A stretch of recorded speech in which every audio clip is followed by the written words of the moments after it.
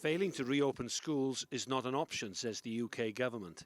Education has been disrupted since March, and there's acute concern how a whole generation could be affected.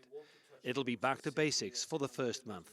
Week 1 and 2, health and well-being and mental health. Week 3 we're going to focus on testing our children, assessing where they are in numeracy, literacy, in the basic core subjects, and then in the 4th week we will start teaching. So it's going to take quite some time. And then bear in mind that in our classes, the children are going to sit in one class all day. Schools in Scotland and Northern Ireland opened last month. Teachers, more than children, became infected in one Scottish area. Classes in secondary schools will be separated as much as possible, and most UK schools will expect pupils to wear face coverings in public areas. Students older than 12 will be expected to wear masks. It could add to anxiety so many families and school staff may already feel. There definitely is an impact in terms of the uncertainty and the worry that comes with that. But I think it is really important that children do go back to school because they need to be with their friends. They need to play. That social element, I think, is really important.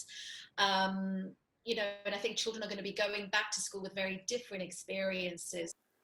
Schools are being asked by government to teach an ambitious and broad curriculum as soon as possible in all subjects. But there'll have to be an emphasis on what pupils have missed over the last 5 months. And they'll have to focus on core skills, especially reading and mathematics.